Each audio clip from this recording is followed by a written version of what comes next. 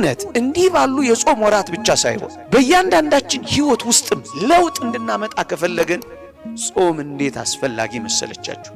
በመጾሙና በመራቡ ምክንያት ደካማ መሆኑን የሚገነዘብ ሰው የአምላኩን ኃያልነት ይረዳል። የምትሰጠው ብታጣ እንኳን ይላል ጾምና መጽውተው ይላል። ጾምና ስጣቸው ለማ መራብን የምታየው ይላል ለሚራቡት እኮ እንድትራራ ነው ይላል። ከጾምክ የጾምከውን ለመመጽወት ጣር። ምግብህን ከተውክ አስቤዛውን አትጨምረው፣ ለጎደለው ሰው ሙላው። ስንጾም ከማንም በላይ አስተዋዮች፣ ከማንም በላይ ባለ ራእዮች፣ ከማንም በላይ ባለ ህልሞች ነው የምንሆነው። እነዚህ የጾም ወራት አንዱ የሚጠቅሙን ነገሮች እነዚህን ለኛ በማበረከት ነው የሚጠቅሙን ወገኖቼ። ሌላው ጥልቅ መንፈሳዊነት ምን እንደሆነ ታውቃላችሁ? በእነዚህ ወራት የምናገኛቸው እዩ። በመጾማችሁ ምክንያት በመጾማችን ምክንያት ስንራብ ስንጠማ ሳንወድ በግዳችን ይደክመናል፣ ጉልበታችን ይላላል፣ ኃይላችን ይከስማል። በዚህ ምክንያት ምን እናረጋለን? ድካማችንን የምናውቅ ሰዎች እንሆናለን። ለካ ካልበላን መቆም የሚያቅተን አቅመ ቢስ መሆናችንን እንረዳለን። ድካሙን የሚያውቅ ሰው ደግሞ ሁል ጊዜ ረዳት እንደሚያስፈልገው ያምናል። በራስ መተማመኑን ያቆማል። ትምክህቱንና ትዕቢቱን ይገፈትራል። አንድ መመኪያ ብቻ ይፈልጋል። ምክንያቱም ድካሙን ያውቃላ። ካልበላው የማልቆም፣ ካልጠጣው የማልኖር ለካ ምስኪን ነኝ ይልና የአምላኩን መግቦት ደግሞም ጥበቃውን አምላካዊ እርዳታውን ትምክህት ማድረግ ይጀምራል። ምክንያቱም አቅሙን ያውቃላ። ብዙ ሰው አይታችሁ ከሆነ ጡንቻው የፈረጠመ ጉልበቱ የበረታ የሆነ እንደሆነ የትኛውንም ነገር እንደሚያሸነፍ ስለሚያምን አኩራፊ ተናዳፊ ይሆናል። ምድር ላይ አይታችሁ ከሆነ እንዲህ አይነት ሰዎች ብዙ ጊዜ ሰው እጅ ላይ ሲወድቁ ታያቸዋላችሁ። እዚህ ግባ በማይባሉ ሰዎች ተቀንጥሰው ታያቸዋላችሁ። ምክንያቱም ኩራታቸው ሰውነታቸው፣ ኩፈሳቸው ጡንቻቸው ይሆንና በራሳቸው ብቻ የሚመኩ ይሆናሉ። ይልቁኑ ግን በመጾሙና በመራቡ ምክንያት ደካማ መሆኑን የሚገነዘብ ሰው የአምላኩን ኃያልነት ይረዳል። የኔን ደካምነት ንገረኝ አምላኬ ሆይ ያንተን ኃያልነት ደግሞ አሳውቀኝ ብሎ አምላኩን ትምክህት ያረጋል። በጾም ወራት ውስጥ የምናገኘው ጥልቅ ሕይወት ደካማነታችንን ማወቅ፣ አቅመቢስነታችንን መረዳት፣ ድካማችንን ማወቂያ፣ ረዳት መፈለጊያ፣ መጠጊያ፣ ኃይል ማሰሻ ይሆነናል። እግዚአብሔርን ጋሻ ለማድረግ ጥሩ ጥቅም ይሰጠላል። አምላካዊ ኃይሉን ደጅ መጥኛ ይሆነናል። ኦርቶዶክሳውያን እንደውም መጽሐፋችን ሌላ ነጥብ ደግሞ ያነሳል። በእርግጠኝነት አንድ እውነት እንነጋገር ኦርቶዶክሳውያን፣ ልንተገብረው የሚገባ እውነት እዩ። ክርስቲያኖች ሆይ ፍትሐ ነገሥታችን እንዲህ ያዛል። የምትመጸውተው የምትሰጠው ብታጣ እንኳን ይላል ጾምና መጽውተው ይላል። በሞቴ ቢቻል እንደው ስርዋጽ ሐሳብ አምጥቼ እንደሆነ ማሩኝ። እነዚህ የጾም ወራት ሲያልቁ የቁርሳችን የምሳችን ቢጠራቀሙ ስንት ድሆችን ይመግቡ ይሆን? ስንት የተሰበሩትን ማቆም ይችሉ ይሆን? አጠራቅመን የምንበላው ጾምና ስጣቸው ለማ መራብን የምታየው ይላል ለሚራቡት እኮ እንድትራራ ነው ይላል። የኛን ድካም ብቻ አይደለም በዚህ ውስጥ የምናውቀው የሌሎችንም ድካም ነው። ለካ ረሃብ እንደዚህ ናት። ለካ ይውላችሁ ወደን ፈቅደን የምንራበው ሳይወዱ ሳይፈቅዱ የሚራቡትን እንድንረዳ እኮ ነው። አያችሁ፣ በጸሎት ነፍሳችንን በምጽዋት ገንዘባችንን የምንሰጠው የሚራቡና የሚጠሙ የሚጨነቁና የሚያዝኑ የሚተክዙ እንዳሉ የምንረዳው እንዲህ ባሉ የጾም ወራቶች የሚኖሩን ጥልቅ ሕይወቶች ናቸው። ከጾምክ የጾምከውን ለመመጽወት ጣር። ምግብህን ከተውክ አስቤዛውን አትጨምረው፣ ለጎደለው ሰው ሙላው። ያንተ ትርፍ ያንዳንዶችን ጎዶሎ እንዲሞላ አድርገህ አዘጋጀው። እግዚአብሔር ደስ የሚሰኘው አንተም የሌሎችን ረሃብ አውቀህ ለሌሎች ረሃብ ምትራራው መራራት ይኖራል።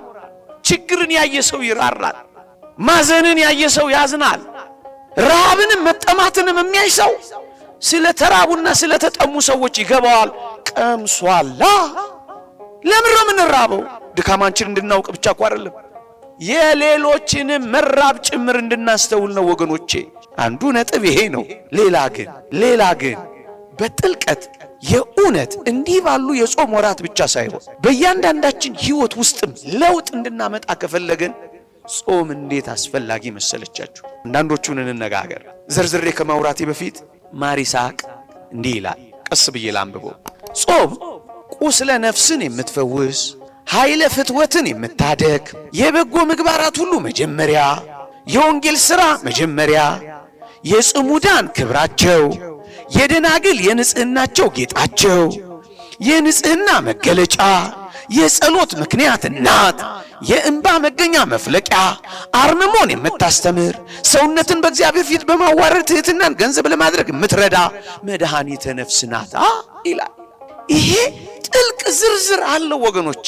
ወጣቶች ፍትወታት ስበላ ስጠጣ አስቸግረውኛል፣ ሕልመ ሌሊት ይረብሸኛል፣ ተኛ ይለኛል፣ ዝሙት ፈጽም ብሎ ይገፋፋኛል፣ የሐለዮ ሐሳብ ያንገላታኛል ካላችሁ እውነተኛ ድል ማድረጊያ ቁልፍ እየኖራችሁበት ነው። አስባችሁት ገኑሩበት። የዝሙትን ጾር የምታደክም እንደ ጾም ያለች ማናት? ኃይለ ፍትወትን ድል የምትነሳ እንደ ጾም ያለች ጉልበተኛ ማናት ወገኖቼ? አንድ ሁለተኛስ ተናገር ይለኛል፣ ጸጥታ አይስማማኝም፣ እርጋታ አልሆንልኝ አለኝ፣ ተክለፍላፊ ነኝ። ምን ላድርግ? ጸጥታን እርጋታን የምታስተምር የጭምትነት በሯ ጾም ናት እኮ። ተናጋሪ አትሆንም፣ ዝም ነው የምትለው። ለበጎ እንኳን ዝም ትላለህ፣ ሲናገሩ እንባ ታፈሳለህ፣ አቅም አይኖርም። ለክርክርና ለጾም ብለህ ለጥል ብለህ አትጾምም፣ ዝም ትላለህ። ጭምትነት ትሰጣለች፣ አርምሞን ታለማመዳለች። ከፍ ያለ የዝምታና የጽሞና ሕይወት የሁል ጊዜ ታላብሳለች። ምንድናት እሷ? እንደ መላእክት ታኖርሃለች፣ እንደ አባ እንጦንስ እንደ አባ መቃርስ ደግሞም እንደ መላእክት ዝምተኛ ታረጋለች። ለዚህ እኮ ነው አባቶቻችን ብዙ ማይናገሩት፣ ብዙ ማይለፈልፉት፣ ብዙ አስተያየት ማይሰጡት። እንኳን በማያገባቸው በሚያገባቸው እንኳን ዝም የሚሉት፣ ሲወቀሱ ነኝ የሚሉት ለምን ይመስሏችኋል? እዚህ ዝምታ ላይ፣ እዚህ አርምሞ ላይ፣ እዚህ ጭምትነት ላይ፣ እዚህ ጸጥታ ላይ አድርሳቸዋለች። ከመከራ ደጅ መጥኛ የንስሐ መገለጫ ስለምትሆን ወገኖቼ በአጠቃላይ የጽድቅ በር ለመሆን የተዘጋጀች አሁን የምንኖርባት ናት። ግን የሁል ጊዜ እንድናረጋት ነው ወገኖቼ። እነሆ እውነተኛ ጾም ስንጾም ወገኖቼ፣ እውነተኛ ጾም ስንጾም ይውላችሁ፣ በኋላም ልመለስበት እችላለሁ ጊዜ ካገኘው። እውነተኛ ጾም ስንጾም እንደዚህ በመስበው የአባቶቻችን ሕይወት ተመልከቷቸው። እየጾሙ በጾም እየታጠቁ ፊታቸው ያበራል። ከሳው አልከሳው፣ ጠቆርኩ አልጠቆርኩ ከሚል ሐሳብ በላይ ነው። ምግብ እንደማያኖራቸው ያውቃሉ። መጠጥ እንደማያሰነብታቸው ይረዳሉ። እነዚያን 3 ሕፃናት በህሊናችሁ እያሰባችሁ ከዚህ በኋላ የምናገረውን ቃል ከልባችሁ አስተውሉ። መክሳት የለ ወፍረዋል። ሌሎቹ እስኪደነግጡ ድረስ ጥሬ የቆረጠሙ አምሮባቸዋል። ይሄ እኮ በአባቶቻችን የተደረገ በእኛም ሕይወት እኮ ሊሆን የሚችል ነው። ለምንድን ነው ጥቅስ ብቻ የምናደርገው? ሳትበላ ትወፍራለህ፣ ሳትበላ አትጠቁርም ታበራለህ፣ ሳትበላ አትደክምም ትበረታለህ። አይ ስጾም ንቁ አልሆንም እደነዝዛለሁ ካልክ ውሸት ነው። እሱ ችግር አለበት ያንተ ጾም ማለት ነው። ምክንያቱም ሳይበሉና ሳይጠጡ በጣም ንቁዎች ሆነዋል። እንደውም አንዳንድ ተማሪዎች ከጾምኩማ አይጠናልኝም፣ እንዴት አድርጌ ጨመጭማለሁ፣ እንዴት አድርጌ አጠናለሁ፣ እንዴት አድርጌ ኤና ኤ+ አመጣለሁ ይላሉ። እውነት ለመናገር የእግዚአብሔርን ቃል ተመልከቱት። ስለ ነቢዩ ዳንኤል ሲናገር የእግዚአብሔር ቃል እንዲህ ይላል። እኔ በጣም ይመስጠኛል፣ በጣም ያስደንቀኛል። ምን ይላል? በዚህ በትንቢተ ዳንኤል ምዕራፍ 1 ላይ በትምህርትና በጥበብ ሁሉ ዕውቀትንና ማስተዋልን ሰጣቸው ይልና በራእይ በሕልምና በማስተዋል ሞላቸው ይላል። ስንጾም ከማንም በላይ አስተዋዮች፣ ከማንም በላይ ባለ ራእዮች፣ ከማንም በላይ ባለ ሕልሞች ነው የምንሆነው።